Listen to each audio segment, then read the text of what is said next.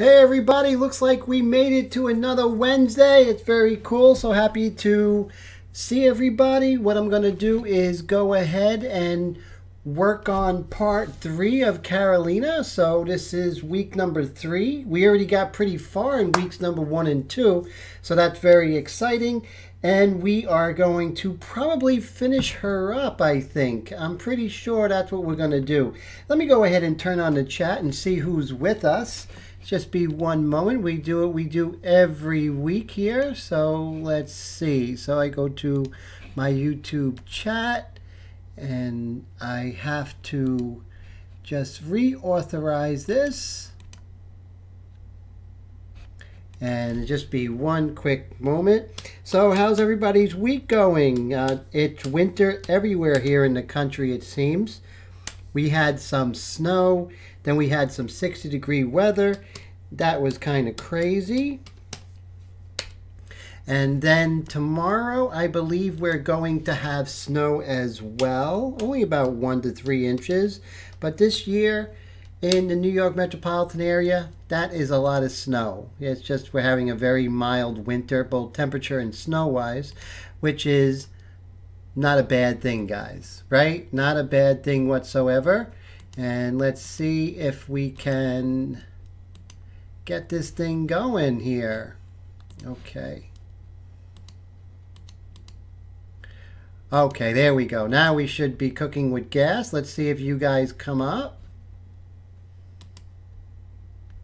So basically what we're going to do next week, we're going to start a new project, which is going to be great. It's always good to make sure you're here for part 1, because that is the meat and potatoes sort of version of these live feeds. And it's very important to see how we begin them. That's crucial. And also part 3 or part 4, depending on what's the final bringing the painting together, is very important too. So both those episodes are always very important during these live stream demonstrations that I do. So almost there. Okay, let's see. Well, I should be able to see you in just 2 shakes of a lamb's tail.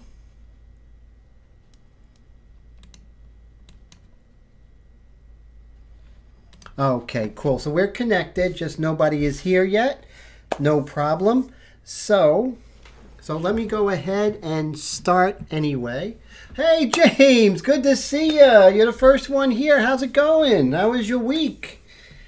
How's your airbrush? Have you been using it of late? Doing anything interesting?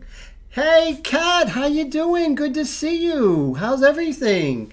Oh, thank you so much. I really appreciate that. Kat D. Ford says, thanks for everything. I've learned a lot. I saw something called walnut ink. Ever try it? No, I haven't. But Colin, who comes to these live feeds every now and then, he has tried it and he actually liked it. It's a little staining. So Sora said, how are you? Good to see you. And James, snowy, huh? So be careful. I know you're usually on the road with that truck, so just drive slow, my friend. So always good to see you, Sorasit. So that's so great. So now that we're here, we're going to go ahead and start working in some of the really rich darks, because we're at that stage.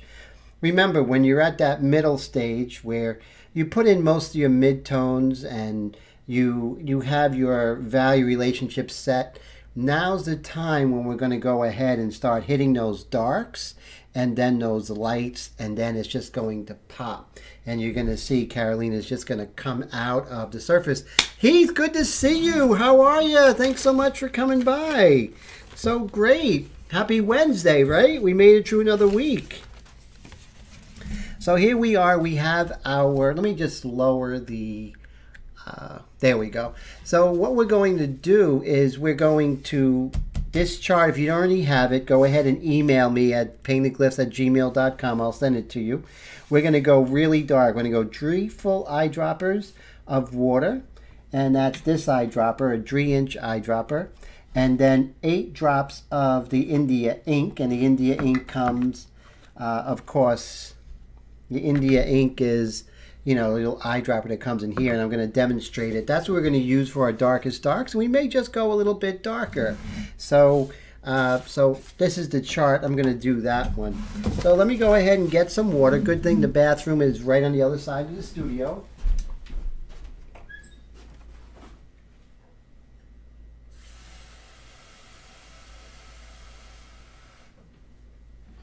So I already got the water, which is cool. And we're going to always, when you do the ink, always move your artwork to the other side. I say that not for you, for me, because I have gotten lazy and actually damaged artwork because of that. And that is not good. You would have heard me say bad words if I and that's not good for anybody. Let's go ahead and raise the shutter speed again. So we're doing 3 and 8. So we're going to do 1, 2, 3, 4, 5, 6, 7, 8. And then we're going to go 3 full eyedroppers of water. 1, 2. It's not a full eyedropper, so if we have to put an extra one in there, that's fine. So this is the question I have you guys. Those who are here, you are lucky because you get to decide. What would you rather see in action today? The 2020 Slim? This is not the 2020 Slim, but the 2020 Slim or the Extreme Patriot Arrow. Which one would you like to see in action today? And that's the one I'm going to go ahead and work with. So you guys decide. There's like, I think there's 4 of you right now, so you can decide which airbrush gets shown today. Okay, Sourceit says 2020 Slim. So far, Sourceit is the vote. And who else out there? A yay or a nay on the 2020 Slim or the Patriot Extreme Arrow. So those are the ones we're gonna choose from today. So.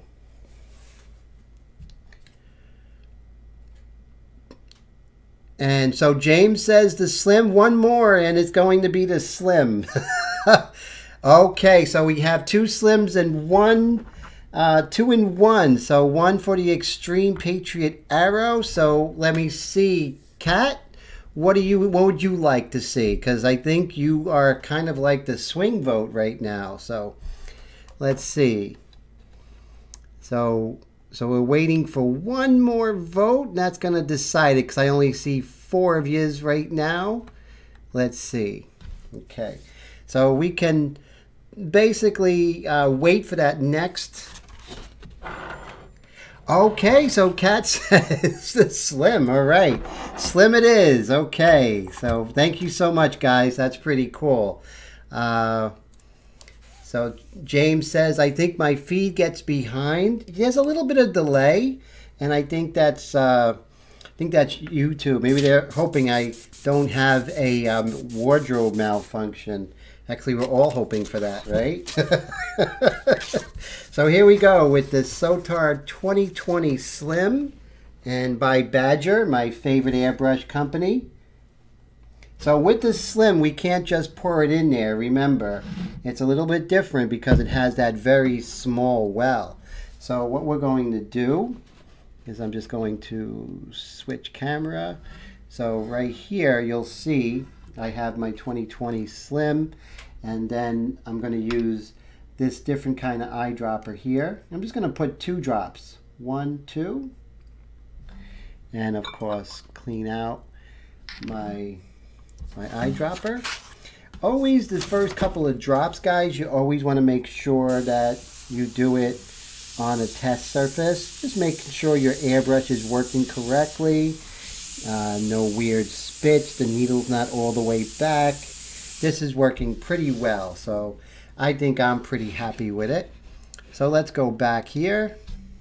Okay, so hey James, so how I been? Not bad, not bad. The studio's going good. Sold a few paintings this week, so that's fantastic. So I was happy about that. How are you guys doing? How you doing, James? How's everything in the trucking business? What states were you in this week? Okay, so I have that darker color now, guys. And what I'm going to do is we're just going to, since we're getting back into the swing of it, we're just going to work on the hair. It's pretty general. And we're going to deepen these darks. And by deepening these darks, what's going to happen is that the midtones are going to start revealing themselves, maybe even being too light, and we're going to go darker. So with this technique, guys, what we're doing is we're going darker gradually and getting there. Wendy, good to see you. How are you? How's everything? I'm so glad you can make it.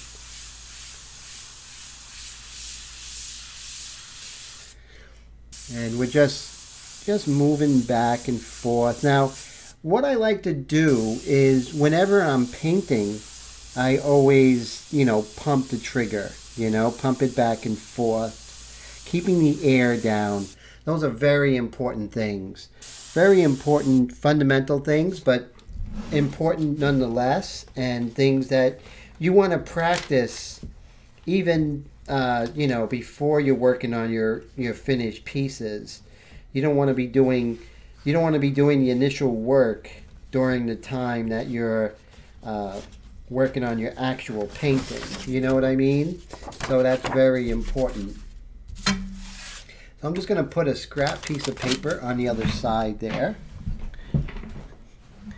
So this way we don't mar your table.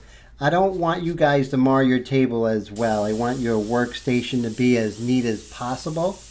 I know I always beat on that drum, but a very neat, orderly workstation is always best. Always. Hey, Bill, how you doing? How's everything?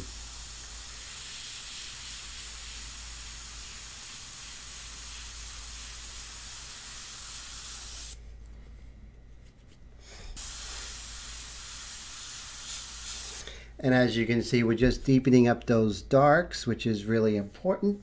And yes, definitely, Bill. Nice and neat, nice and tidy, Rest of my life might be crazy, but the studio, I don't want any surprises. So with the Sotar 2020 Slim, it has a very small well. So the plus is that it's really, how do you say, it's so exact, micron-like fineness. However, you're going to have to refill the paint well quite a bit.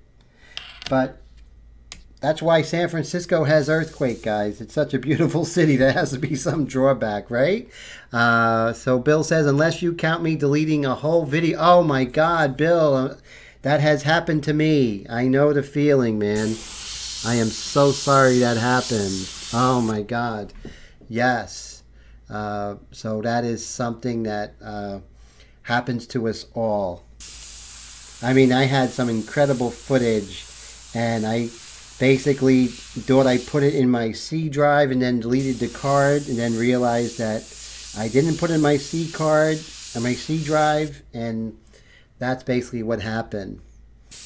But chalk it up as very, very valuable experience that no one can teach you like that. You know what I mean? That's sort of, baptism by fire. So as you can see, guys, I'm going in with this really rich dark color. And two things we're doing. We're deepening those dark values and pulling out the midtones and actually making us want to lighten those midtones. But also, we're actually gaining better texture of the hair, which is closer to our gold texture, which happens, only through many layers of working do you actually get that texture. And this is true in pastel and oil paints. The texture happens through layers. I know in pastel, I paint the painting fully 3 times on the surface before I have the surface texture that I'm comfortable with. Yes, that has happened, definitely. That's true. Back up, back up, back up. That is very true, James. Unbelievable, but true.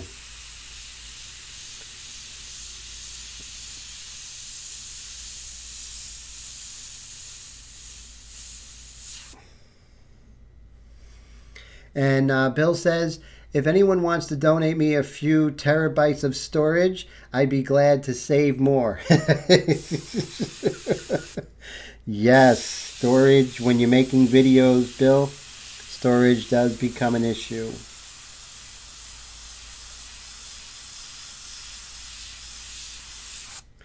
So you see we're deepening up those values, getting rid of the texture of the paper. And we're going to be doing that as we move down. And then we're going to go in with the erasers. But right now we're just going to be working on the values since we're coming in real quick. And Wendy says she would cry. That's true. I think I have. Well, not cried on the inside, but I did scream and say bad words. So I'm just going to refill my Sotar here. 3 drops real fast. And of course, I'm just going to keep beating on this drum. You know, first couple of sprays on the test paper, never on your surface. So that goes when you refill. Even if it's the same color, you're going to have air pockets, a lot of things that could happen. And it might be 1 out of 20, but the time you don't do it is number 20, and that's going to be the time that it's going to destroy your artwork. Or at least make your artwork, spend a lot more time on your artwork repairing the damage that could have been circumvented. Let me see. And so it's funny because we're doing the hair, which is a lot of surface area. We are refilling the Sotar a little bit. No problem. Okay, great. And my PC won't edit. It's a POS. Oh boy. So you're having a hard time with your editing software? Is it because it's a slow PC? I know I had to upgrade to a ridiculously fast computer because I was having trouble with a good computer, but it just didn't have the parameter to successfully edit video. And that happens. James says, laughing out loud, it's going to need service when he kicks it. And James said, I deleted my tax refund. Does that count? Oh, man. And I'm actually running all my videos off an iPhone and iPad. Wow, off a phone and iPad. That's amazing there. That right there shows talent, that you can do those amazing videos off of your iPad. So that shows a lot that you're very capable.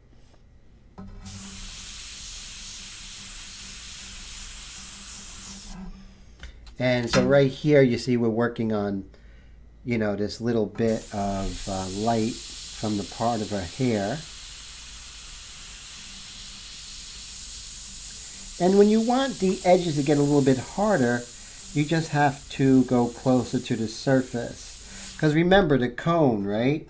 The cone is when you press all the way back, the cone is big, but when you press down a little bit less, well, not press down, pull back a little bit less, the cone is smaller. Also, if you go close to the surface, the cone doesn't have time to get bigger, and that's when you're going to get the smaller cone of spray and also a harder edge. So I hope that helps. Remember, distance is one of the important things that, you know, most airbrush teachers aren't going to tell you, not off the bat. But distance is one of the most important things in controlling how much, what kind of spray patterns you're getting, what kind of hard or soft edges, lighter or darker.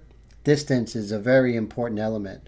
So I used to, for my first year, I ran all my live streams and my videos off of my laptop, which was a Dell, and it was an i7, which was really nice, and it was a quad core.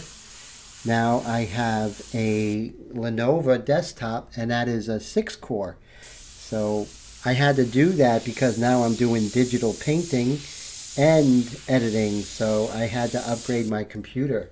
And so Very important. One of the things, editing video is very, very taxing on your computer. Really, really, really is hard on your computer.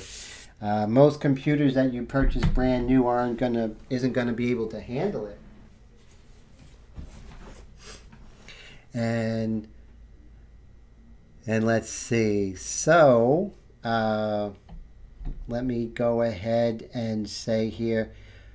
Oh, most likely a desktop. Desktop is always going to be more robust than your laptop, guys. Always. Because just all the pieces are more powerful. The video card is more powerful. The memory, the RAM, random access memory, that is better on a desktop than on a laptop. Also, another reason why, if you're doing video editing, why you want to do it from a desktop and not a laptop. If you do it from a laptop, you're going to have a laptop fan. It's going to be going all the time because they run very hot. So in your editing, when you're doing sound or voiceover, you're going to hear that. And it's going to be a hissing that you're going to have to learn how to go in your video editing software and get rid of that essing sound. However, now that I have the desktop, there's absolutely no fan noise whatsoever.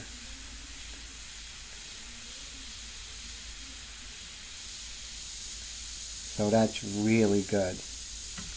That's a really good plus.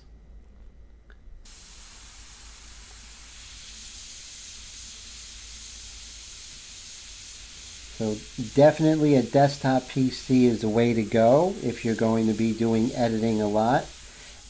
Second would be a laptop. So, and you definitely want at least 6 cores. Quad cores just doesn't do it anymore. And you also got to get a really good video card. I think I have the GeForce like 250, which is 6 gigabytes of memory on that. And that really is good because it helps me to run those programs. I run Pinnacle software, and Pinnacle software is made by Corel, and it's very good. It's close to professional, and I always like going for the underdogs, and that's why I don't use Adobe. And let's see here. Bill says, no, the new Mac Pro is coming next month. No way can afford it. I don't know anyone who could afford that MacBook, right? That's one expensive baby.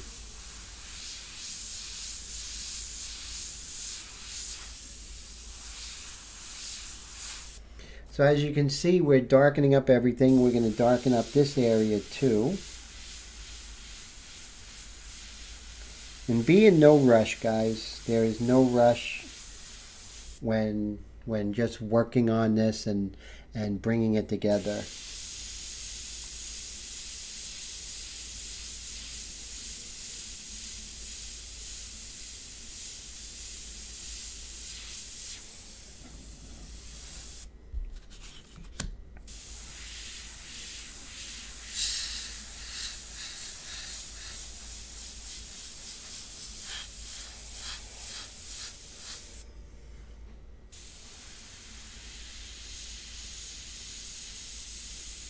And to reduce overspray, as I said before, we're just going...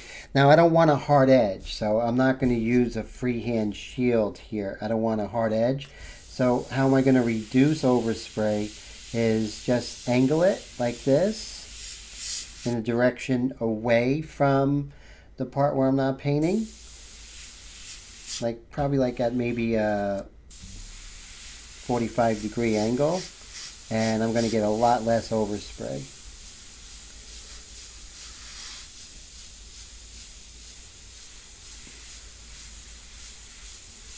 There we go. So you see now we're getting richer value here.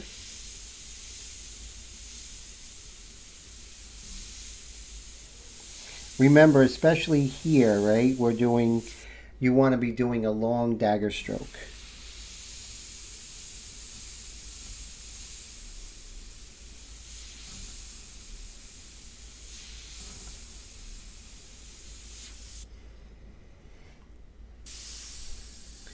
Now, one of the things with the Sotar Slim that you really want to be careful with is to make sure that when you feel it's getting low, you don't want to go ahead and get that last bit of paint to spit on the surface. So when you feel it's low, you just get rid of the rest and then you just reload. That's always the best way to do it.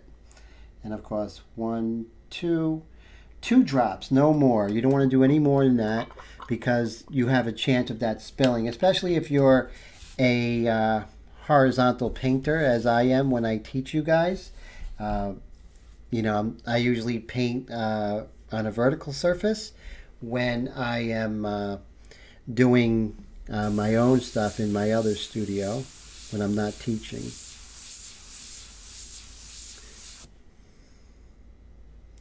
And I always check for any tip dry, but you're not going to get too much tip dry with the India ink, so don't worry about that. So that's a good thing.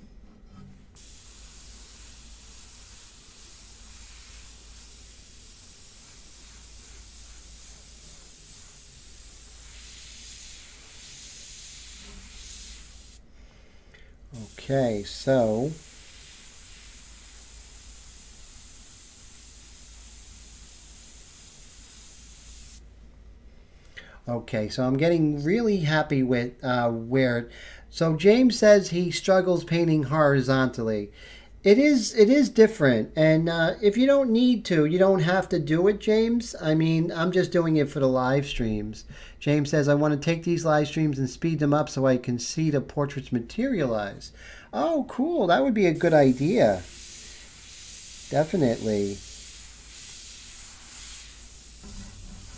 So now I went ahead and went a little bit darker. Let's see if that revealed that we have to go darker with any of the midtones. And I don't think it really has in this case. I think we were pretty much on the money with those midtones before. But we can go ahead and darken those lips right there. Maybe work on that cast shadow of her nose onto her fulcrum right there.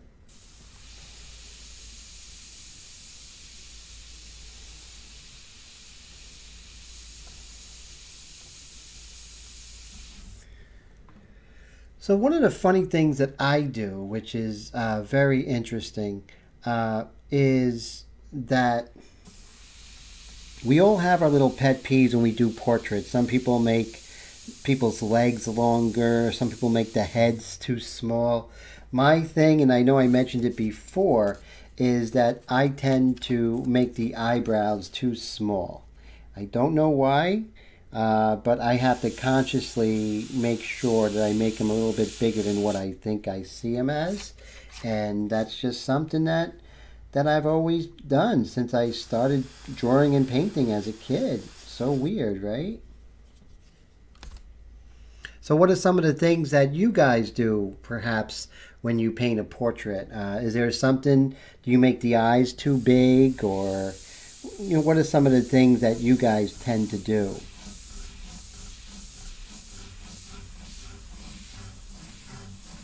Okay, so now that we have the hair pretty much established, let's go ahead and take out our liner brush.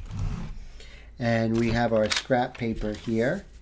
And we're going to go ahead and work on some of these areas here.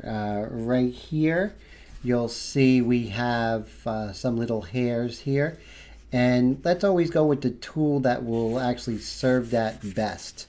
And so Wendy says she makes the eyes too big, and James says it looks like a stick figure. And so we're just going to go ahead. Bill says he makes eyelashes badly. You see, we all have that thing, that one sticking point, and there's no reason for it, right? We do other things just really well, but for some reason, certain aspects we're people, right? We're not perfect, and that's the beauty and the limitations sometimes. But I agree, Bill, you know, we all do that. And Bill says I tend to want them I tend to want to get them crossed up, right? Like me too. I tend to want them to be even too. And that's something that I have to fight with too. We have our subconscious that gets in the way of our consciousness. So when we do this, it's very crucial. You don't want to dip it in the ink and go straight in because it's going to be very dark. You want to work like in a dry brush method. And how's that? So you're getting rid of a lot of the moisture, and then you're going ahead and putting that in as we go.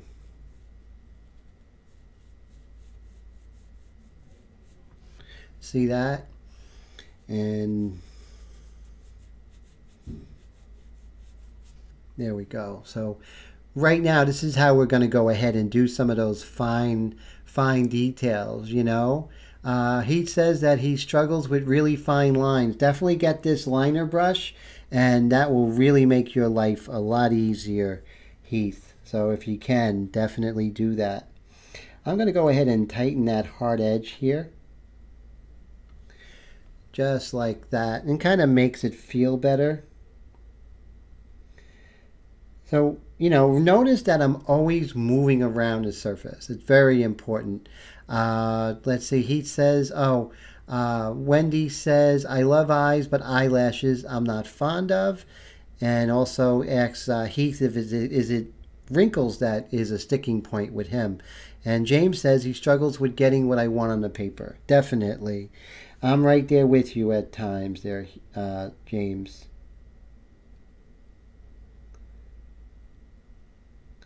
So that's a real struggle. I definitely feel that. So I'm moving around, and notice I'm always moving around. That's so important because you don't want to get stuck in one area, because then you're seeing just the trees and not the forest. You make a really good tree, and that tree's really big and doesn't belong in the forest. So always keep your eyes roaming.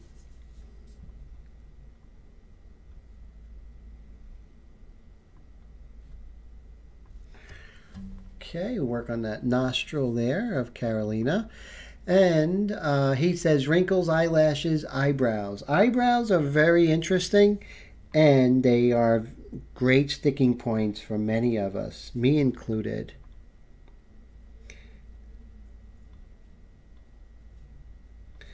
There we go. So we're just doing see how we can do that really fine line. But now we're working with a pretty dark ink.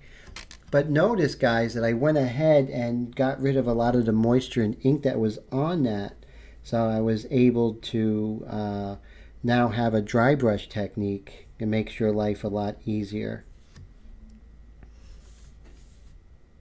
Same thing here. The edges is so this is what we're working on in the final stages. We're actually looking at edge work, making sure that the hard and soft edges, that we're not only getting the edges, but the hard and soft edges. Bill says he paints good smiley faces. Yeah, those are important, right? That's too funny.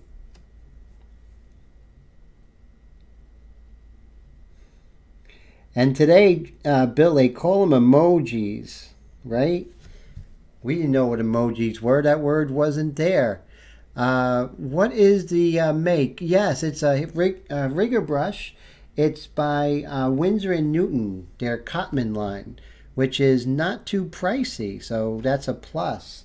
And I think there's a link in the description of this video, so you can pick one up, definitely. So you see I'm actually working not only on the fine lines, but since I have the rigger brush out, I'm going to go ahead and take advantage and get some nice hard edges here.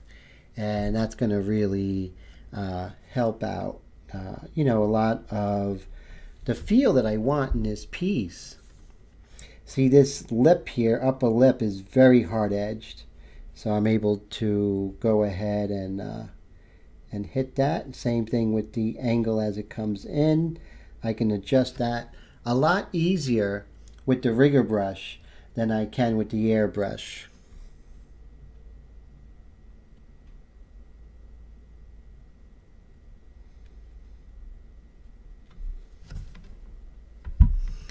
Oh, Wendy says, phone, be right back. No problem. See you in a bit, Wendy. Take your time. And it's wonderful. I mean, yes, can you go ahead with your airbrush and do it? Yes, but is there a reason? The main reason is what is easiest. And definitely what's easiest is this little rigger brush, right? Heat says, I have dozens of brushes from painting my carvings, but not many good liners and nothing called a rigger. Yeah, this will change the way that you paint lines, right? It really is. I'm going to go ahead and harden this edge here.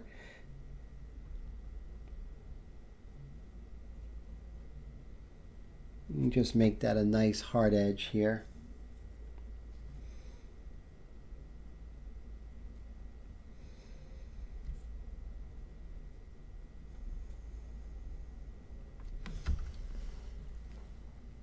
And all these different things, you know, working on values and changing the edges and getting these fine lines, they all are going to go a long way of pulling the character of your model. And it's not going to happen all at once. It happens slowly. And don't think of the eyelashes as quote-unquote eyelashes, right? Think of them as shapes. And then you'll realize that they're not equidistant at all.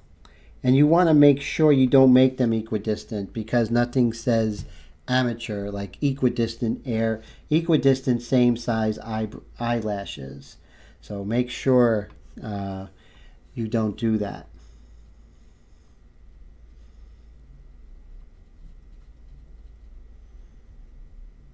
Same thing here. You don't want this side here to be like the same size, because I can almost guarantee it's not going to be the same size throughout. So we're going to look for the irregularities of this shape, and the irregularities of this shape is going to help give it an organic realism, not a photorealism. We're not looking for that at all, but we're looking for organic textures and shapes that's found in nature. And very rarely is it cylinders and squares and perfect circles. So you want to always be wary of that. Right? And let's see, Heat says, doing that, I would have a squiggle, the chin. Oh, that's okay. No, you'd be surprised, you know, you'll probably do very well once you go in there, you know. You'll definitely be surprised of what you're capable of. I was going to have a cup of coffee before the live stream, but I decided it was best to do a fresh vegetable juice, so that might be attributing to my steadiness, I'm pretty sure. So we're getting some nice hard edges here. Same thing here. Now let's go ahead and come in with some eraser work and start doing some of the reductive detail. Is that what they call it? This is what I talk about, like moving around, guys. So important to keep moving around.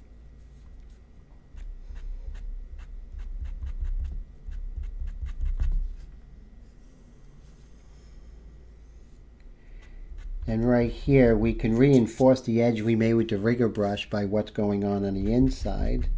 So it's not always the value that you're getting on the contour, but also what's next to it is really going to help it out, reinforce it. This is the harder. It's the 7 is the Perfection 7058. This is the hardest of the Faber-Castell erasers, and it's very good. And let me see. So Bill says, just embraced it, Heath. And then Bill also says, haha, if I didn't have coffee, I'd be dead. It would be bad. And he says, yes, I have coffee. I have to eat to get steady. And James also says, yeah, make squiggle people like Picasso. Yeah, you know, it's some days we're much more stable than others when it comes to, you know, our hand, I find.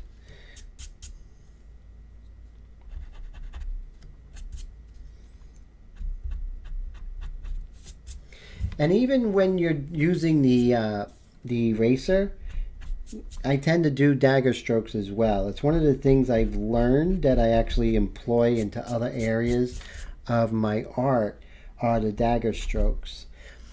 So I did something last night that I think you guys would be interested in. So with practicing, I'm no longer just doing these dagger strokes, you know, like this. You see how they're just going like this. Those are great. But I think adding one more element to your practice is to do like a Viking's horn. So you're doing a dagger stroke, but you're also giving it some direction. And that's going to actually help you guys to not only get control, you know, with the trigger going back and forth, but also with direction. Because most of your dagger strokes when you're painting are not going to be straight up and down. You're going to have some movement. And so definitely, if you get a chance, try some of these Viking horns. So that's one of the things I've been, and it's been helping my control, guys. And I should do a video on control, because that's one of the main goals of airbrush artists, right? Dagger eraser strokes, James says. That's next level. And he says, I currently work on an easel, but thinking I should try more horizontal. Yes. The caveat with horizontal is you're going to have your lumps with spilling. Not so much with this, but if you work with, let's say, you know, something like this with the cap, if the cap's a little bit loose, it's going to spill on your work. Same thing. So be wary of that. That happened to quite a few paintings of mine when I started working horizontal. But I think it's more comfortable. You know, you're sitting down and it's relaxing. And also for taking video, it's much better. So little by little, we're working together and bringing that together. Pinwheels are great. Yes, I do like doing them as well. Those are very good. Those are the ones that we do dagger strokes going into the center. And that's very good for control as well. That's what Bill's alluding to. He says, not sure, James, might be more steady. Okay, all right, cool. Very cool. Dagger strokes, that's next level. Bill says, being able to rest your hand makes control easier. Yes, it does. Gives sort of a fulcrum, right?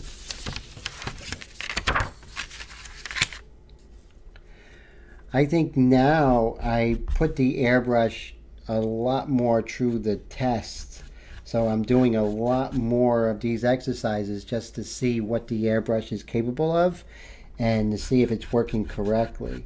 So I probably do, I would say, at least a half hour a day of just practicing, just to play with the different air pressures and getting that cadence down.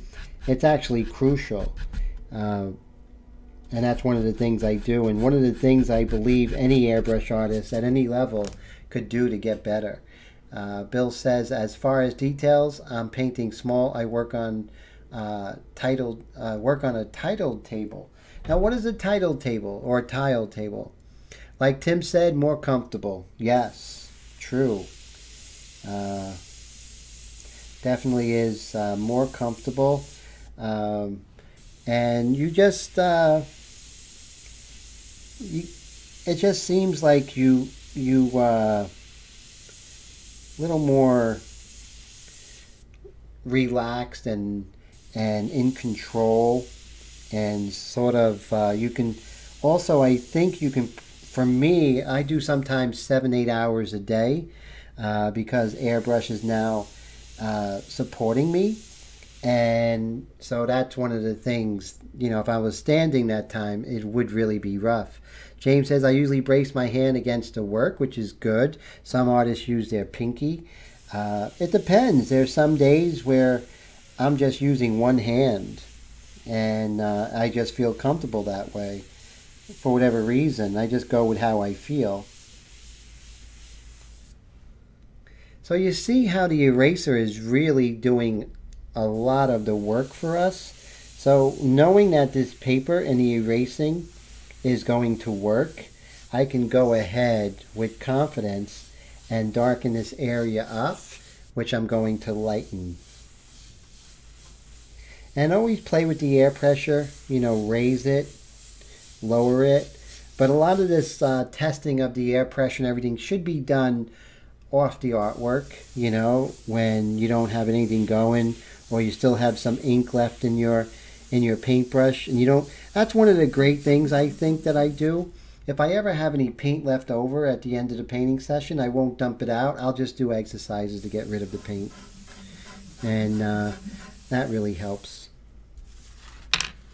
So one of the things that I did when I was, you know, working 9 hours a day at Amazon, and, you know, I used to take my airbrush with me to work and just, you know, of course it's not hooked up to anything, but I would just go ahead and just practice my dagger strokes, you know, and, you know, practice, you know, in my head while I was on the phone.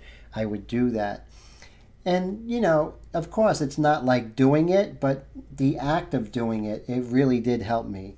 And that's what I do recommend if you ever get a chance. Just have that airbrush in your hand and just, you know, feel it, get used to it. Take your airbrush apart, put it back together. That was one of the things I did a lot. Remember the first couple of sprays, never on your painting, always on a test surface. Tilted drafting table, cool. Yeah, this one, I don't tilt it. I would like to, but I can't because, of course, everything is flat, you know, with the monitor and everything, so that's kind of rough. I'll have to try my drafting table. It goes from horizontal to vertical. That's pretty good, Heath. That's a very good idea. So definitely. So Ingres, Jean-Auguste Dominique Ingres, and he's a French 19th century neoclassical painter, and he said to paint with your eyes even when you don't have a pencil in your hand, and trace over everything with your mind, and that will really help you. It's honing your drawing techniques, your observational techniques, your powers of observation.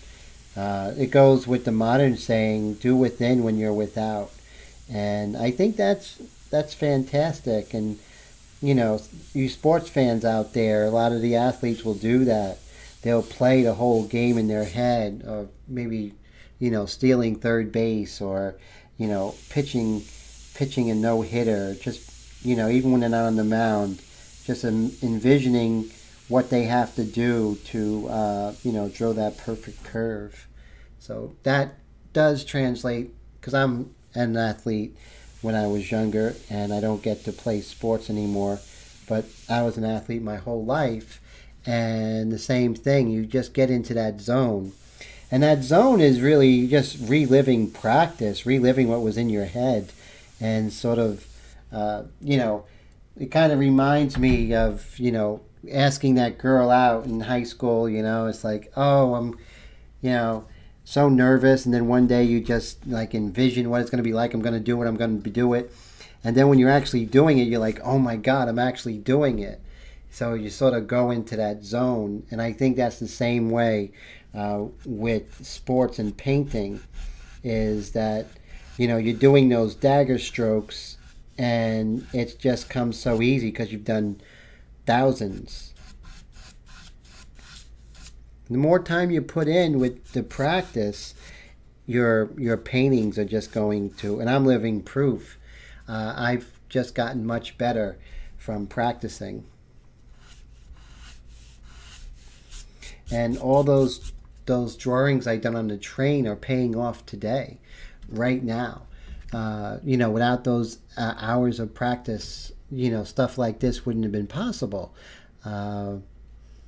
And let's see, James says, I visualize playing the guitar. It's really great. I visualize things playing the guitar. It's really great.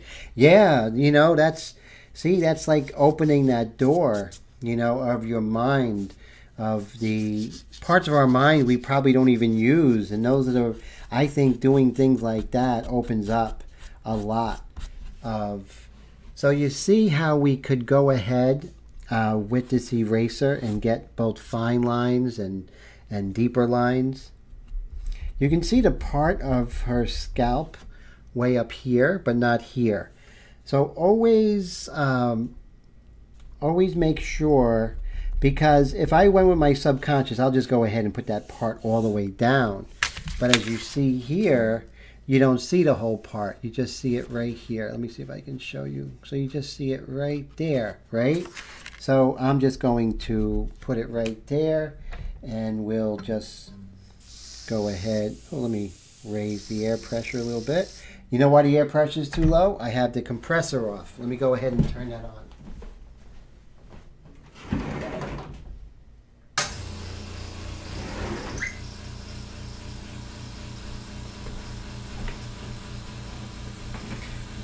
So I have some members of Ink Flingers, and they're asking me about compressors.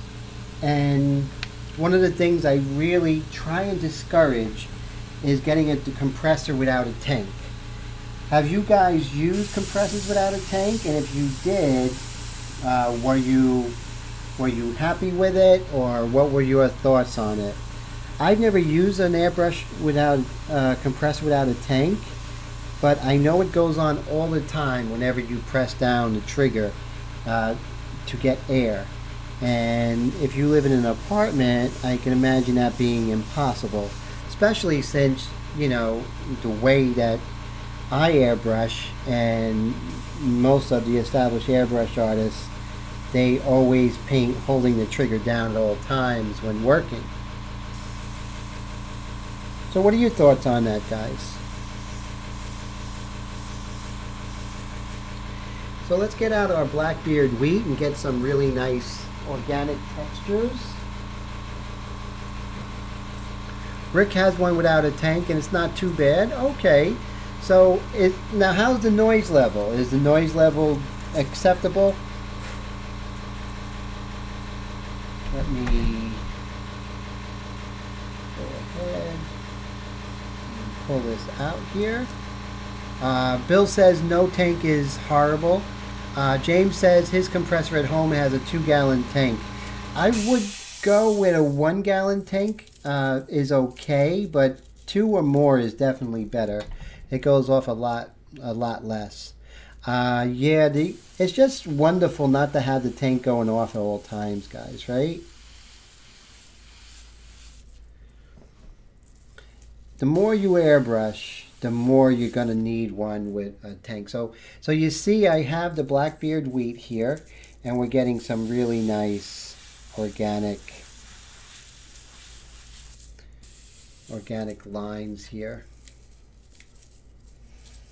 And I really do love this Blackbeard wheat. I bought it for like $7. I still have so much left.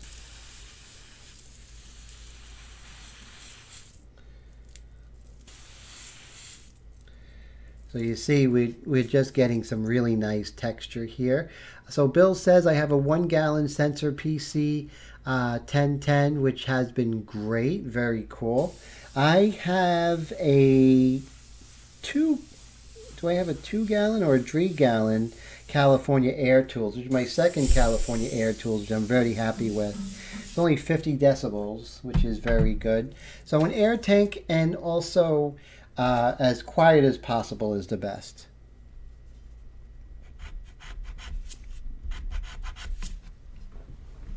So as you can see, we're just working on the hair here.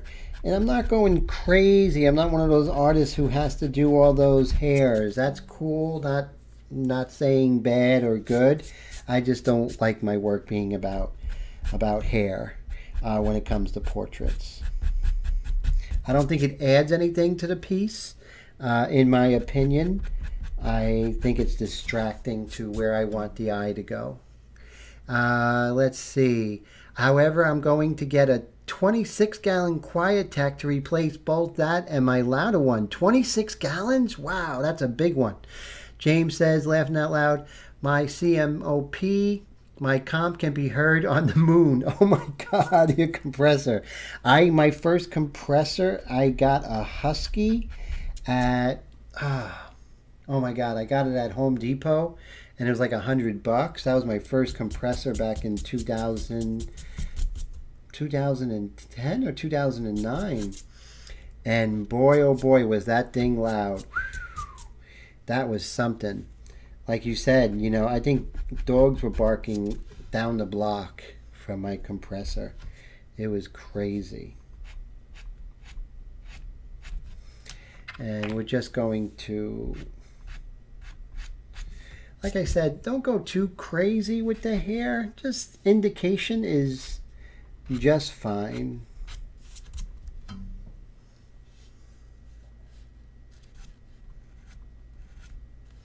So right next to a dark area, you see this dark area in the hair?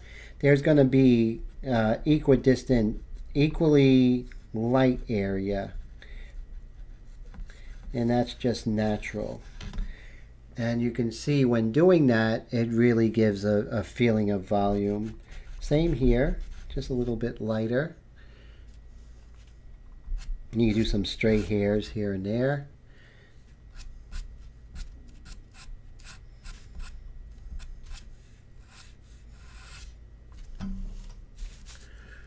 And then same here.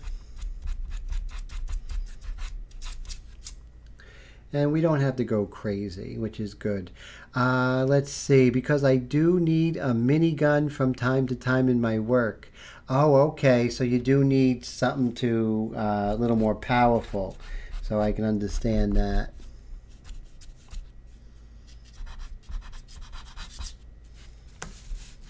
Okay, so now we have the hair going, which is really nice. And let's see, what can we work on now? I think we can actually start, we're at that point to introduce we're at 10:30, so we're at the first hour mark. We just worked on the darks, making things darker. We haven't come in with the dark accent yet, but that's later. So let's take out our pastel pencil and see if we could get a nice sharp point and start pulling out some of these highlights.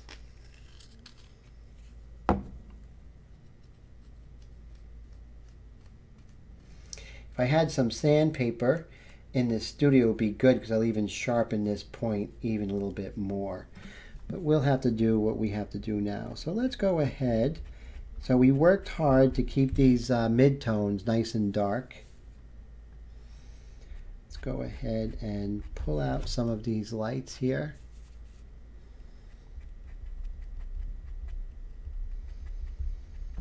Now the drawing aspects are very important in this stage. You don't want the highlight to be in the wrong area. And you also want to make sure that you're not doing an equally strong highlight throughout an area, because it's going to be softer in areas and it's going to be more hard-edged and more intense in other areas. And that's really going to help with the character of the model. And that's what we're looking for. Not photorealism, but to really capture her character.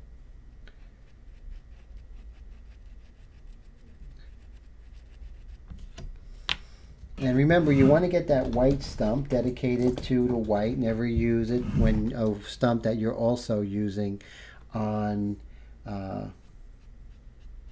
with graphite. That will definitely cause things to look very messy. So we're just going to try and get the shine of her nose here. And that looks pretty good. And just soften this. And then just bring this down. There. And we're going to move around with the highlights.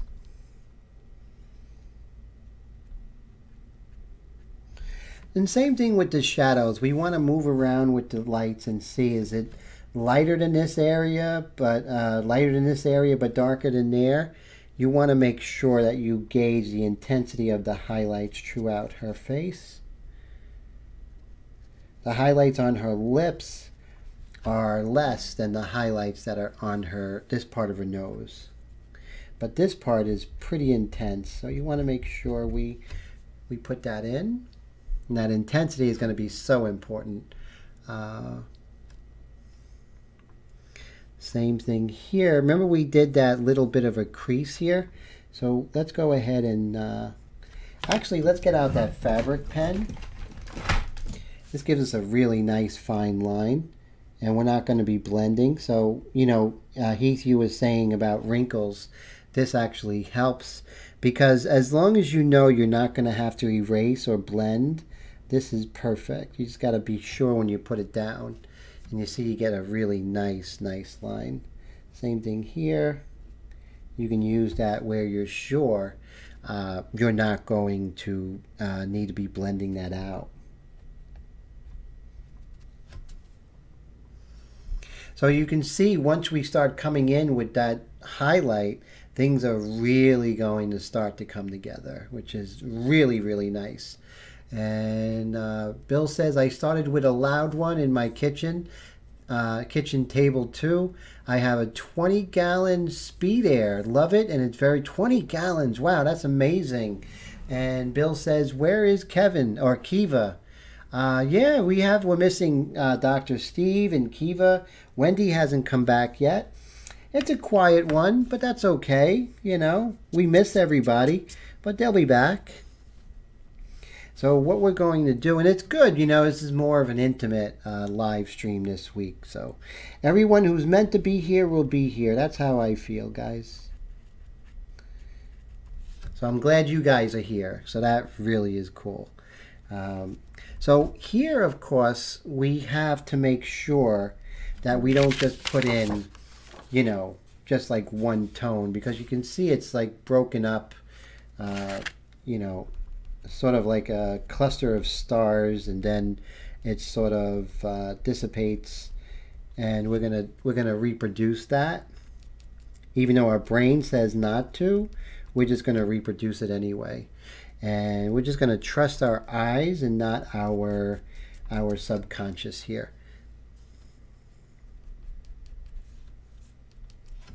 Same thing as we move along. Right here.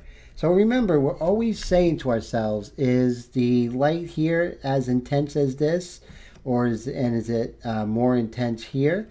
And it's exactly there. So you want to look at your relationships, your value relationships when you're putting in your highlights. And what's going to happen is that we're going to start to really get the turning of the form now, which is really important. And someone says, well, why would you use pastel here? Because we can, because it's the best tool to get these textures.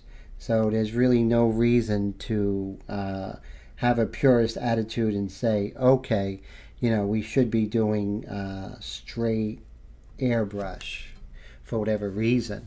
So Rick was, James said Rick was going to try to come, but he's been sick. Oh man, I hope he's feeling better. And then Bill says, I bet Wendy is drinking. Yeah, it's really funny. Well, I hope she's having one for me, that's for sure. So here as we come around, it's a lot less intense.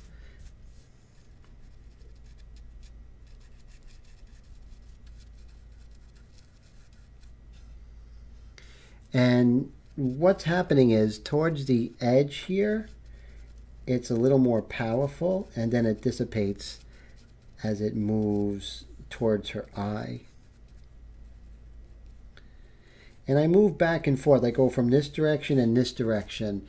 This way I don't get lost. If I'm just going this way, I could get lost and go in my own direction. But if I come back, sort of like a pincer movement, where I come this way and come that way, I'm more likely to get exactly what I'm looking for, you know?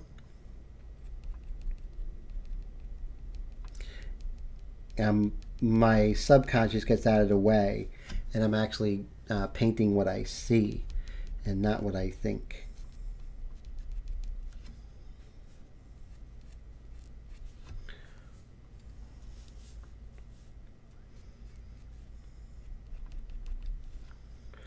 profiles, I feel, are a little bit easier than your frontal or three-quarters.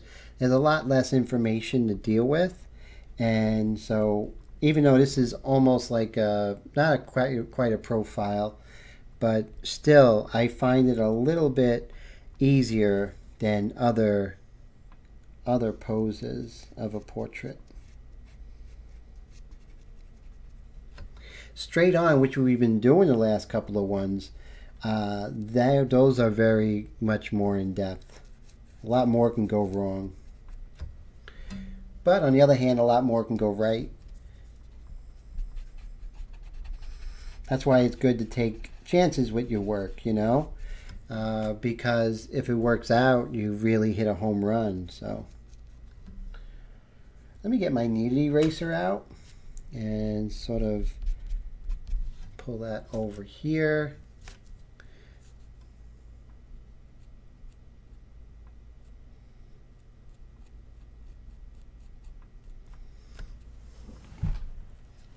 And you can see this is really bringing it together, you know, without all the hard work we were doing the last couple of weeks with the midtones, setting everything up with the darks, gaining those transition and midtones, these lights wouldn't be popping as well.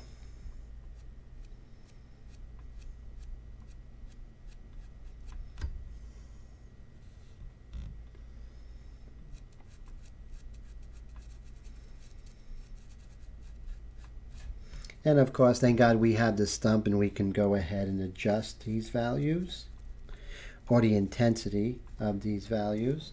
And we're going to use our fabric pen here.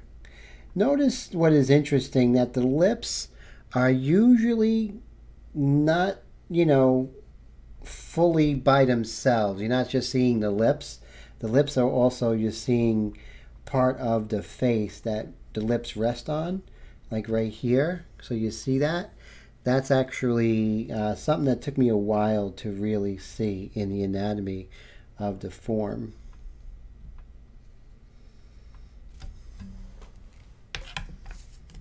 And we can lower the intensity two different ways. We can do that with the Kneaded Eraser, or we can do it with this. The first way is with this, and you just tap it. And what you're doing is you're spreading the white pastel into the surface and calming that down. If that is not enough and it's still too intense, then you come in with the Kneaded Eraser and you tap it, and it'll actually pull some of that white pastel off the surface.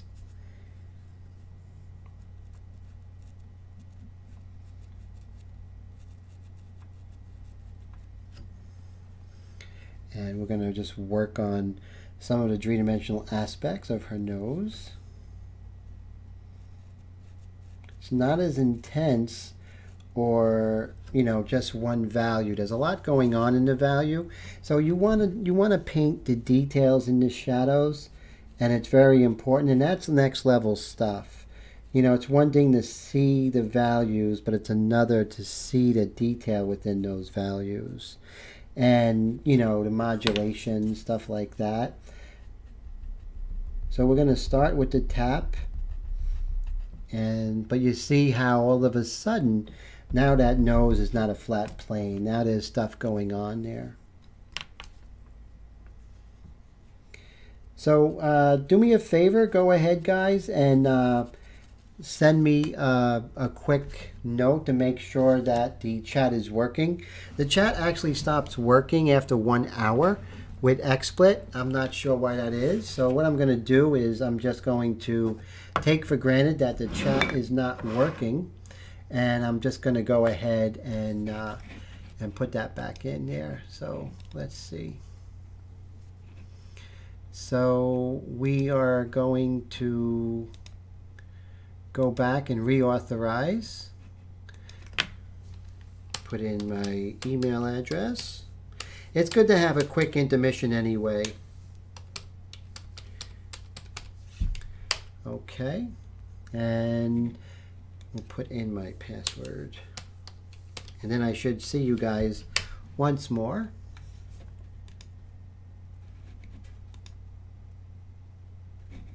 There you go. Okay, so back. That's cool. So basically, we are back, and let's see. So what I missed here, Kiva is painting or eating gummy bears. Bill says, or both, or maybe she's painting gummy bears eating. And then Wendy's back. Good to see you. And he says, do you ever see a blue shift with the pastel? Not with the pastel. However, with this, it gets really horrible. So with the pastel, I'm okay. It's really not a big problem. So it seems to cover it rather nicely. So that's a good thing. But even though I haven't encountered it, you want to be weary of it, of the possibility, and make sure that you don't do the pastel over a value. I would erase it if you see the value first. It's just good to get into that, Heath, get into that mindset of making sure that white doesn't touch a darker value. Unless it's a very thin application, or just do a test on a separate sheet of paper. That always paid dividends for me.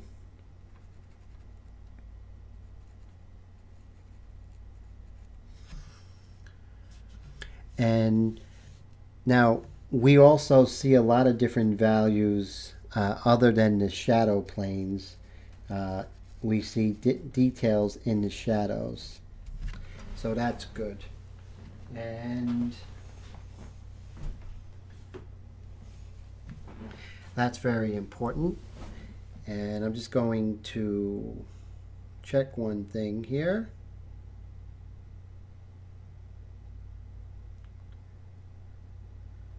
Okay. So let's go ahead and move into some of those details in these value areas. And that's going to give us, it's just going to give the drawing a little more volume, a little more interest. And also just, it just shows more knowledge of the artist. Gives it a little more refined look.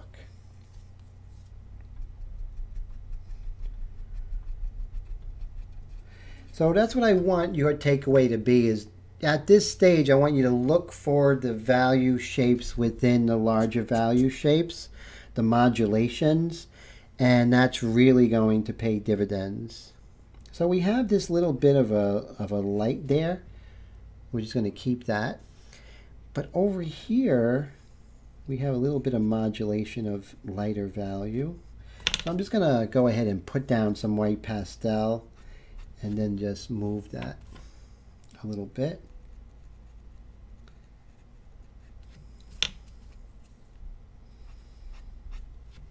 There we go.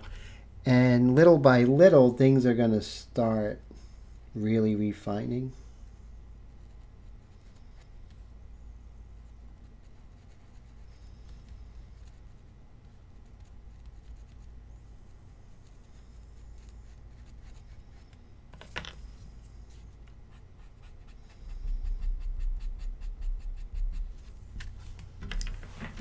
And you can see that nose is really starting to turn.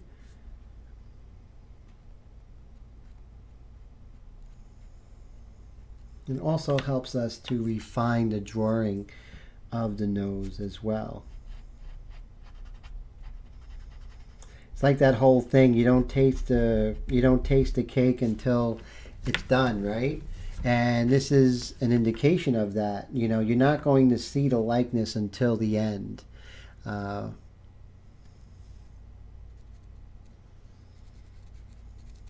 how's this sound, guys? This sounds good tonight? Nice and clear, and the picture, and what do you guys think? Everything is going well?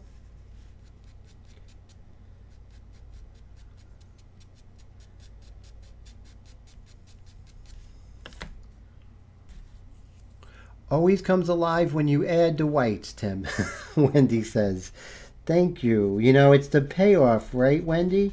As long as we're patient, as long as we don't get emotional about it and go right in, we're going to be okay. We have to have restraint. And I exercise that all the time. And sometimes I want to just make it look pretty in the early going or too early. And I know that if I wait, it's going to come together, right, Wendy? And thank you so much for the sound check on that. So I appreciate that. So you see now we can go ahead and start modulating the slight differences in value here in her cheek. And then we could go ahead and calm that down. You know, being a pastel painter has really helped me with this technique because I know what pastel can do and not do. And he says, looks good, Tim. Thank you. Got to get that Dreadnought to try the white pastels. Yes, but definitely, yeah, it has a different look. I'm also a huge fan of the gunmetal too, though. I really, really like gunmetal and what it does. It just gives, I have a good time with it. So, you know, have a good, you know, make sure you utilize that, that gunmetal too, right? So both of them are really good. So Wendy's here. No, Wendy says, hi, Kiva. Kiva, good to see you. Thanks for stopping by. And Jake, cool. So we got both you guys. And so we're just going to move around and we're going to make sure that we get a feeling of, you know, her face not just being flat. There's a lot going on with muscle and tendons and bone going on here. So, okay, so we have Jake, so that's cool. So good to see you, Jake. And Kiva, someone said Kiva's here, but I don't see her yet. And then here, what's interesting, a lot of times with a cast shadow, you'll see a very light color next to the dark of the cast shadow.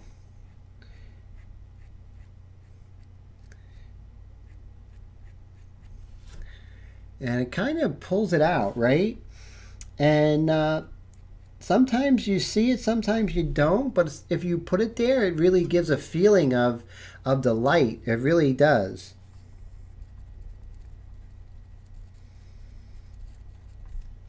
I'm not necessarily seeing it, but I do like the way that the effect.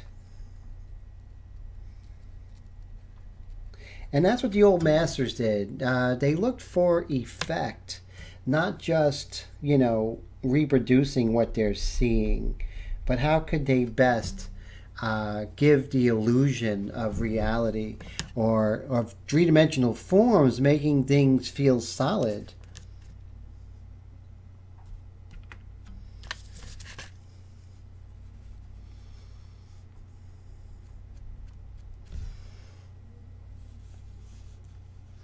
So we're going to modulate her cheek here. Modulate, I don't know if that's the correct word, but we're definitely going to model the form. We're going to pretend we're sculptors today. And we're going to try and feel her form. And it's going to actually start to turn and actually have substance. She's going to have substance. She's not a cartoon. And we're not interested in repeating the photo. We have a photo. We don't need to do it again.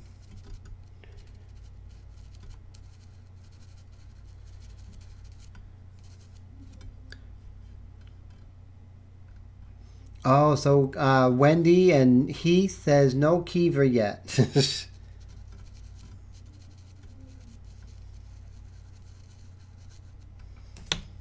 I'm sure she's busy with her murals and everything like that.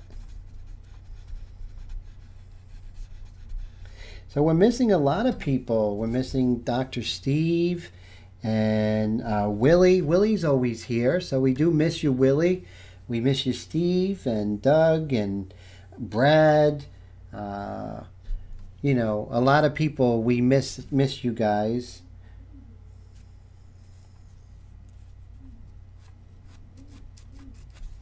let's go ahead and hit some of those really nice lights. And I'm going to move around, you know, I'm not going to stick in one area.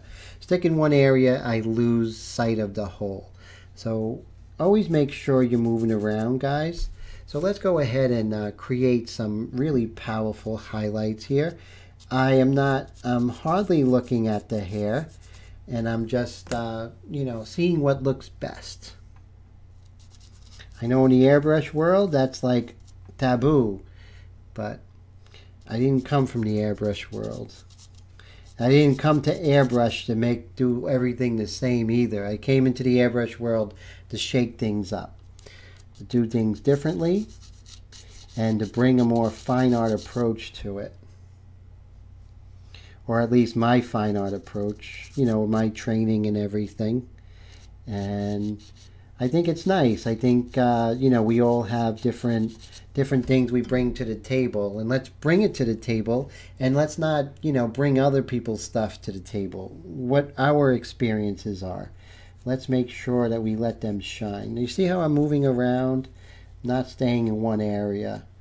You know, how I was trained as you move around the form. You want the painting to come together pretty much as at one time. You know, it's not going to be like, once I finish the lips, it's going to be over. No, that's not going to work that way.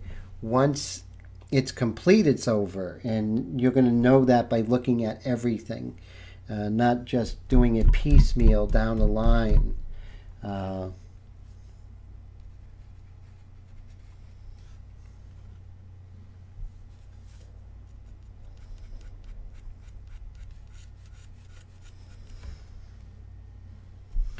But I do like the way that, you know, if we pay attention to what's happening with the form and gradually getting more and more detailed, things start to evolve into its finished state.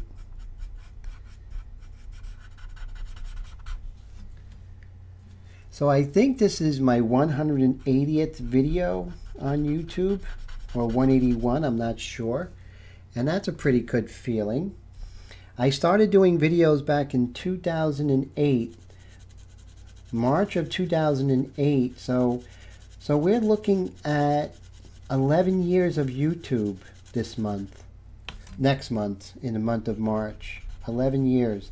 But I didn't get serious until January of 2017, where I think I had 35 videos up to that point, up to January 2017. And since then, I've done almost 150 videos.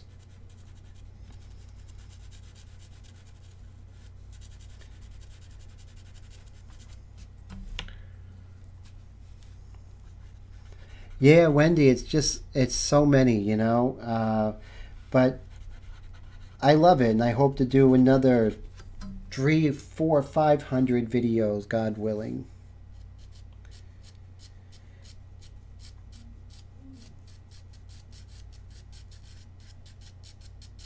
Just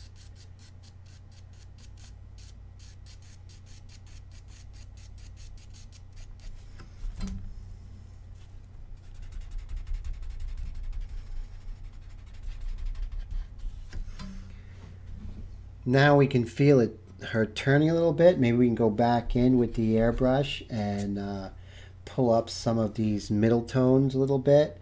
Maybe a little bit darker here and there. There's a light right here.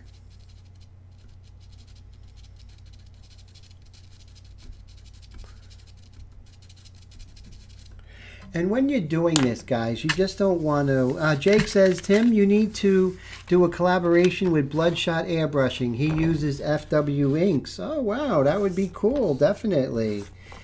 Sounds like a good idea, Jake, definitely. So when you're doing this, you want to look...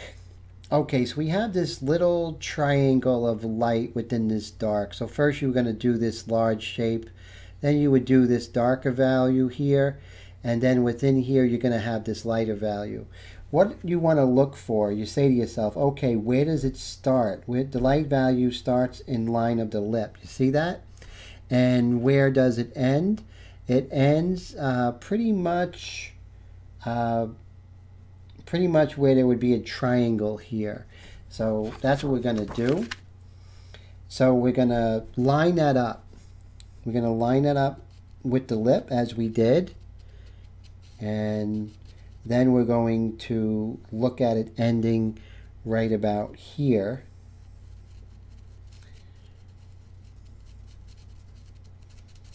So we definitely will, it's definitely important to triangulate because the drawing aspects are not over. You're still drawing in this later stage, whether you're painting or you're doing monochromatic painting as this, or doing oil paintings or what have you. You're always going to be drawing. So drawing is basically much more important than painting.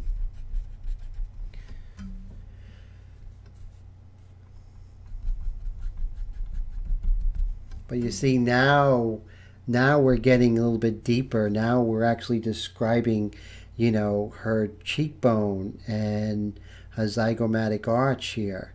So you see how things get a lot more involved. Now there's some darker areas within this lighter area, and how we can do that is just pull up some of that value with the Kneaded Eraser by tapping it. And what you're doing is you're having a lot of control. And this is something that my techniques come out of, you know, just experience of many years. I just know how to control the value. And that's something that you know, that's going to come with time. And, you know, always practice. The more you work, the more you're able to manipulate the materials to do exactly what you want.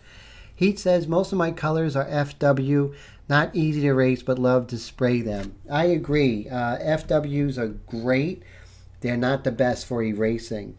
But yeah, their pigmentation is really nice. And yeah, and you don't have any clogging problems with them. And those are your acrylic inks. I wish that FW actually went ahead and did a India ink line. Wouldn't that be something, huh? That would be nice.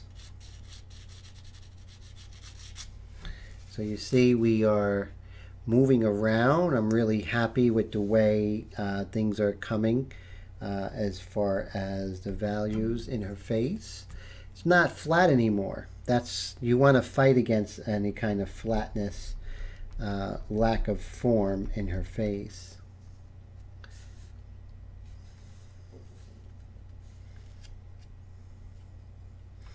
Now, if you do it straight up and down, you're going to get a harder edge. See that? If I go straight, if I go like this, I'm going to get a softer edge. But straight up and down, I'm going to get a nice hard edge here. And sometimes you want that really sharp hard edge, especially like in the hair. Does Higgins have colors? They do. And I'm going to talk to Higgins and see if they could go ahead and give us some, so we can go ahead and you know, do some paintings with them. Their colors are regular ink though. It doesn't say India ink, and that's what's interesting. I believe they're acrylic inks. They're very thin though. I have some limited experience with them. But you see how we can get some really nice sharp edges by just going straight up and down like that? Much more controlled.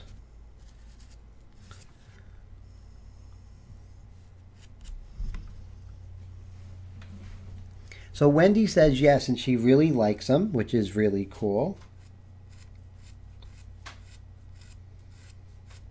I know they have an extensive line of colors, right, Wendy?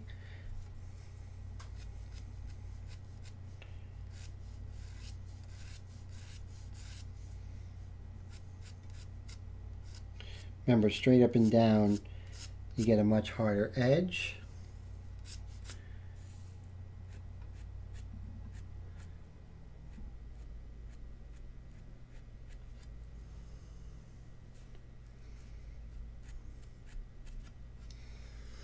So moving around,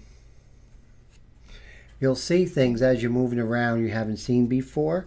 And one of the things is that there's a light on the edge of her lip there. I didn't see that before. But it's great when you move around a form, you're going to see a lot of things.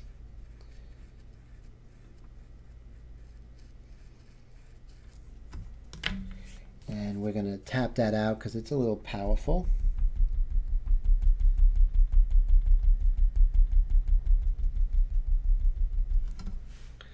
There we go.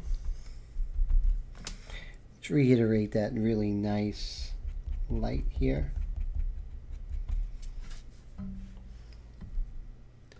And right here, we have a strong light on her chin. And that's very important because the light on her chin here is really going to describe the wave of light going across the form.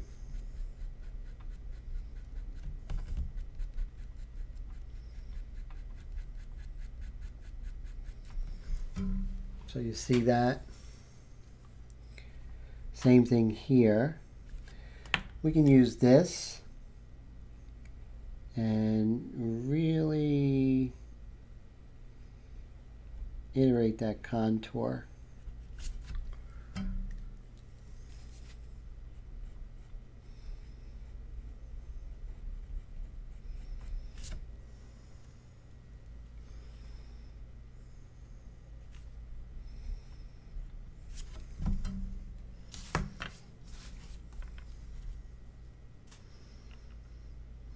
And let's see, James says, I'm playing with some speedball inks as I'm watching. Very cool. So I did pick some up. What do you think of speedball? I know they're made for like printing and whatnot. What are your findings so far as in, let's say, relation to Higgins or FW, James?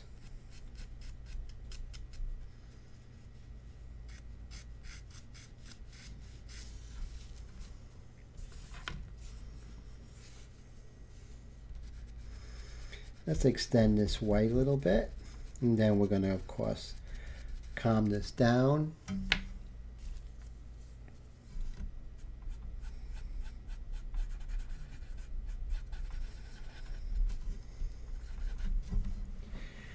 So in the beginning when we were working on this, we were saying, you know, I'm going to show the original drawing that I did, and then we can compare and contrast how one medium, you can get a whole different look from one medium to the next.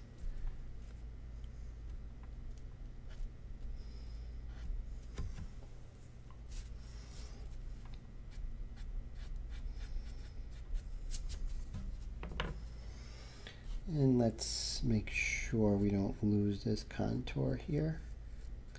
This is a strong contour.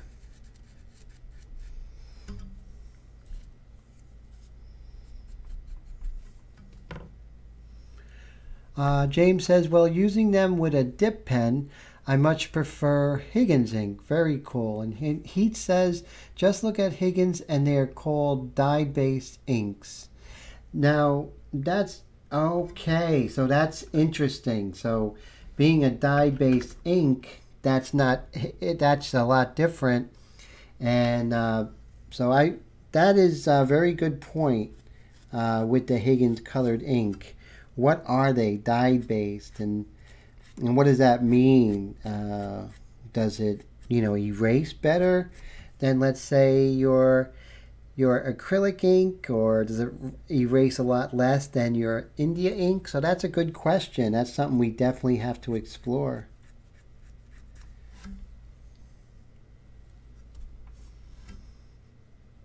Just keep moving around.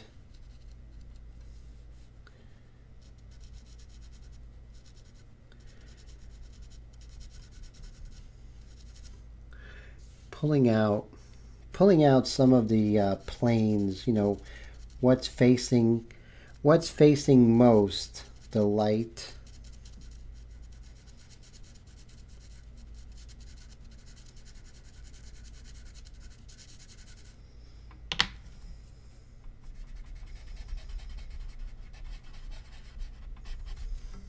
go. This is a little intense here. You see that? We don't want, if it's too intense, we definitely have to go ahead and calm that down.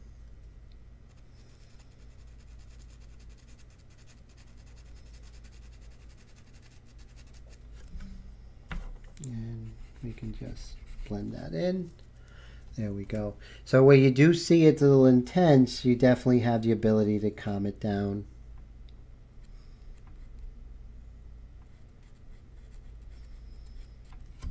And then you see little pockets here and there where it's a little more intense than in other areas.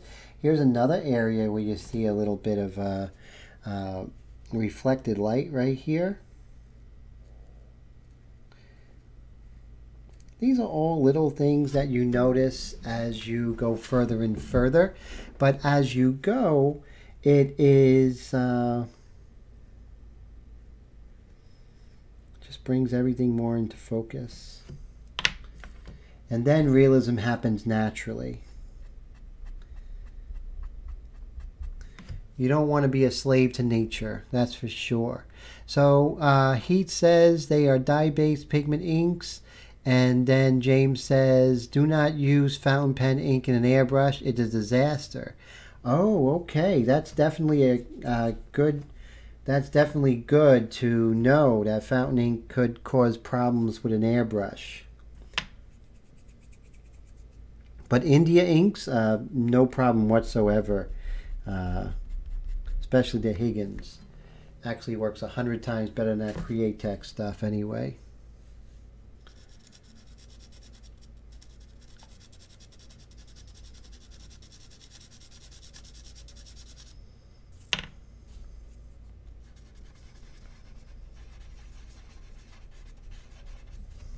There we go. It's a little harsh here. Okay, so here in her shoulder we have sort of a blast of light right here. Just to show that her shoulder is being affected by the same light that her face is.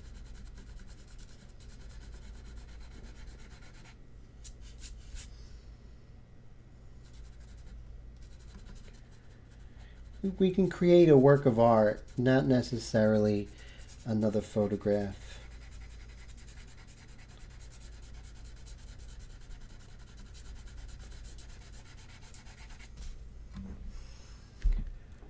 And in essence, it's not a bad word to have your painting or drawing look like a painting or a drawing.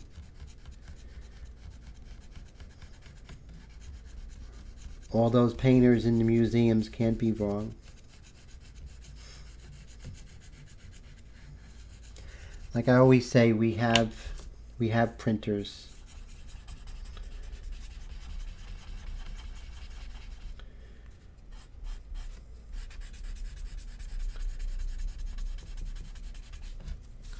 See that? We're just building some 3 dimensions on her shoulder here. Just an indication. You don't got to go crazy. If you just indicate, we're good.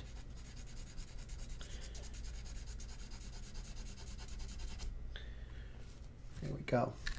And this way it doesn't look like just some line.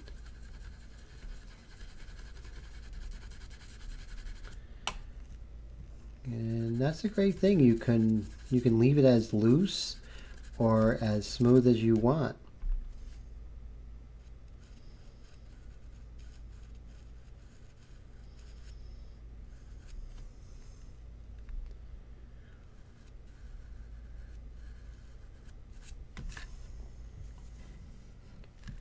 And then Heat says, Heat says, sounds like experience talking, James. So James, tell us what your experience was when you did try it.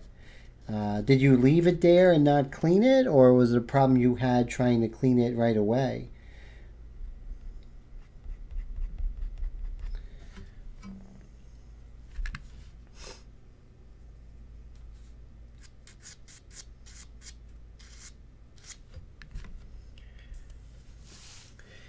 And let's always try and even things out. Remember, straight up and down is going to give you a harder edge.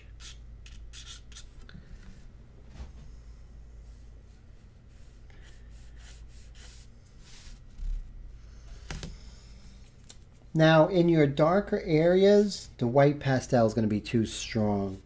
So you can get as light as you would need to with just the eraser if we want to pick up some of this reflected light here. Since it's in the dark shadows, and it's in reflected light, the contrast is going to be far less than, let's say, here. See the contrast here? And the contrast here is very, very light. So very, very close in value in comparison to the value shifts in the light.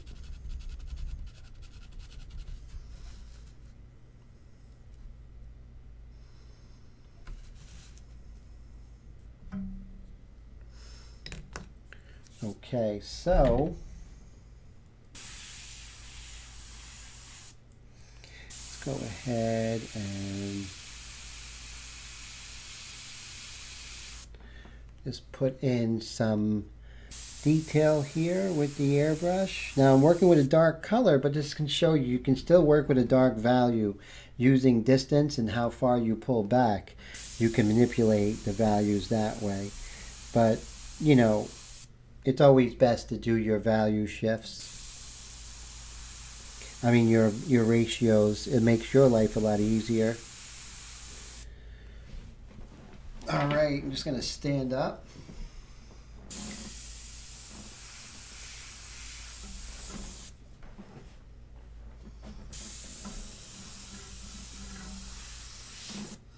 And let's get our Blackbeard wheat, do some of our magic here.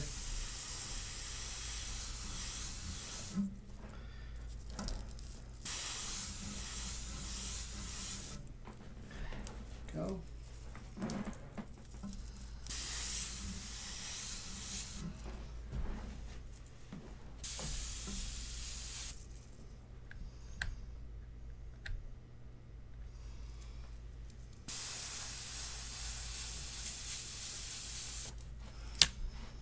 All right, so let's see. So we're into the last 15 minutes.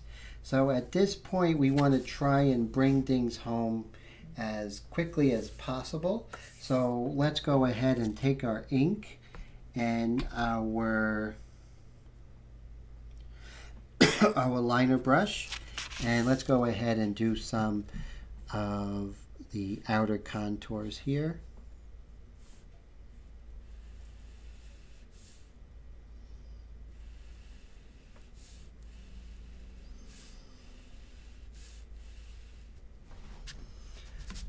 There we go.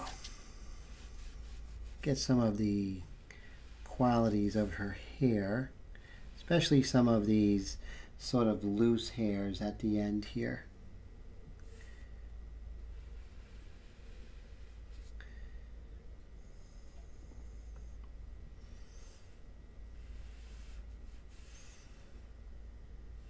Now she has this really long hair coming down like this and around.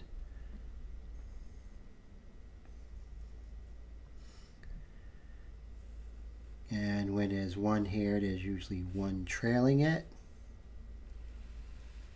We'll just, there we go.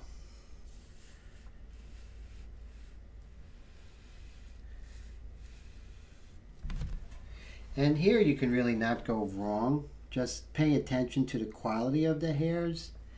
You don't have to be exact.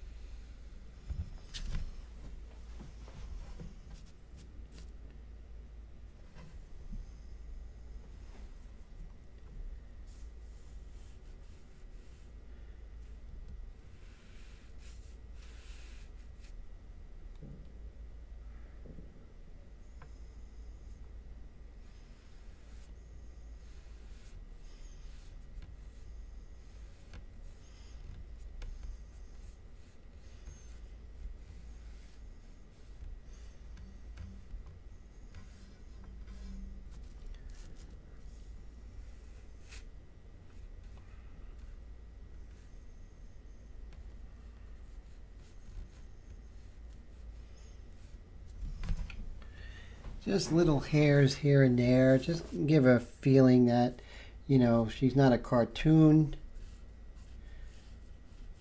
And also, you know, how her hair reacts to the edge work and the atmosphere. It also just brings things much more together. What you do on this side, you do on the opposite side as well. Let me come over here.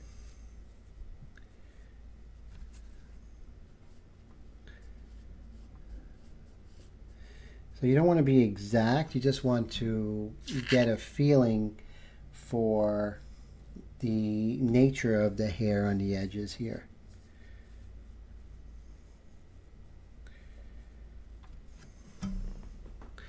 And it also helps you to see the whole, you know. So, and let's see. So is fountain ink alcohol? And no, it's water-based and dye-based. And James says very thin. Fountain pens will clog with anything that isn't basically colored water. Yes, that makes sense. It's also very expensive, which is weird because it's mostly water.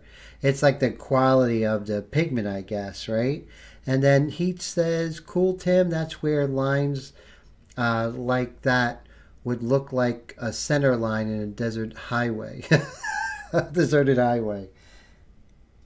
Yeah, you know, it's important to, you know, not get too hung up on, you know, exactly as you see it. Just get the you know, the nature of what these hairs are doing, and then you could even be a little more creative with it.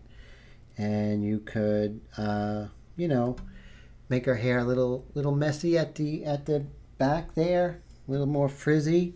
You can do that because you have complete license and you're not sitting there spending a half hour making hair look perfect.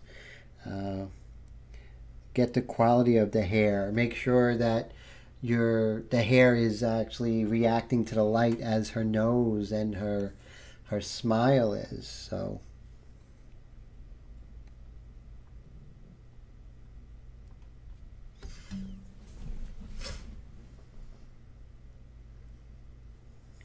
let's go ahead, and since we have this in our hand, we can go ahead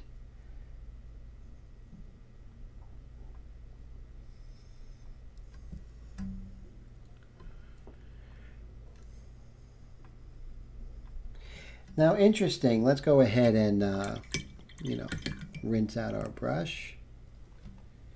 Do that away from our painting. So we have her eyelashes, and they're barely there, and this is where, you know, artistic license will come in. So you see right here, there's really not much to see here. Maybe if I get close, really hardly there. And this is where I would do some, make it even a little more powerful here and here. So let's go ahead and do that. We'll just use our artistic license to go ahead and pull out that eyelash a little bit, the eyebrow first, I should say. There we go. And also, let's try it first with this one, this eraser, which I think is not going to be strong enough, but we'll try first. Subtlety is important here. But you know what? I might not want to be subtle. I might want to show, you know, her eyelashes. Bring out the feminine beauty that Carolina has. Just like that. And I like it. Then I can take this guy here and I could further develop it. Put a little more emphasis on these eyebrows here.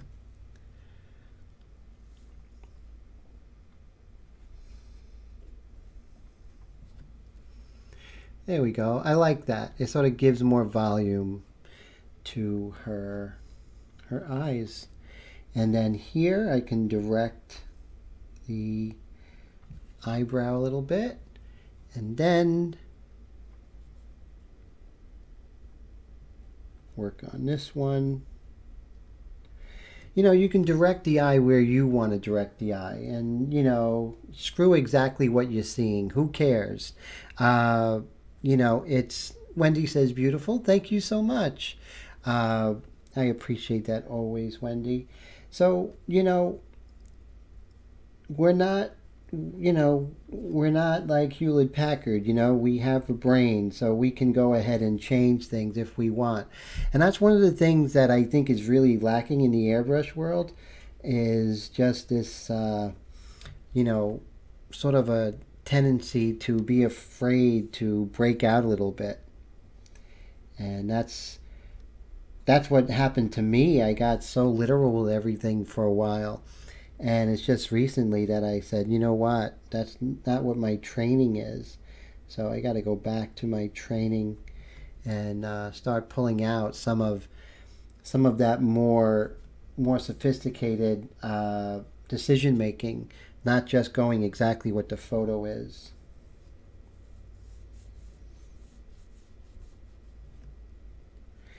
Now I wanted to show you guys last week, but one of the things that I been doing was manipulating the photos before I even started working with them, manipulating them in Krita and also Corel Paint, and that's been a lot of fun, and it's also been helping the quality of the work, because I can change the lighting to my benefit as if I was a photographer setting up the pose.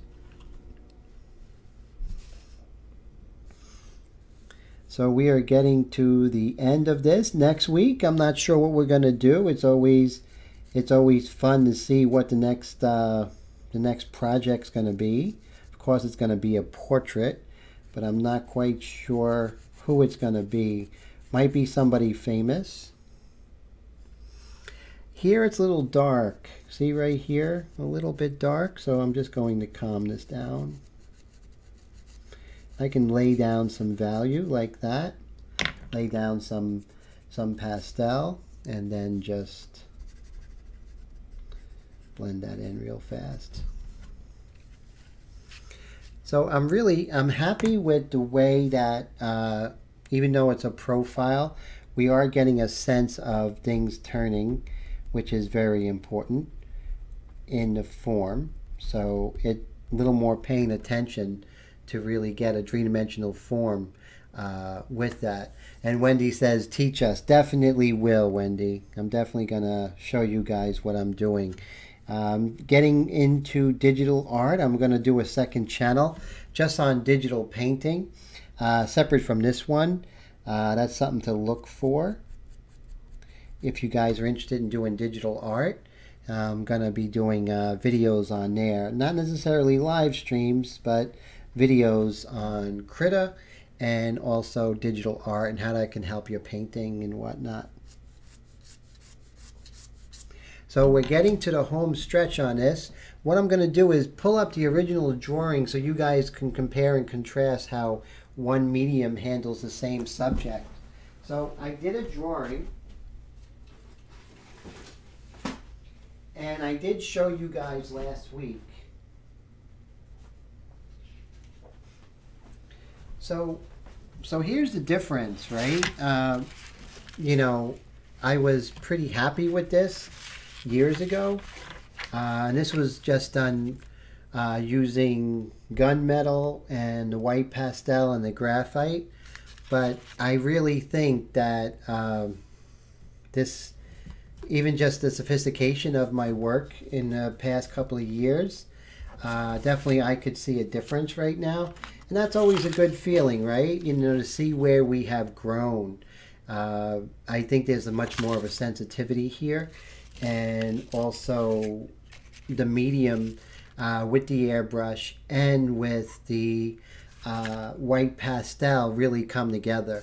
So it's interesting to see where I was happy with this a few years ago, and now doing this I can see a big jump. and that is cool to see. Never throw away your old work. Whether you like it or dislike it, doesn't matter.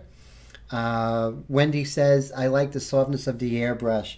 Yeah, I mean, it does have a soft quality, and you're able to get beautiful darks with the airbrush and the ink, and that's one of the reasons I really love this, the ability to get those really stark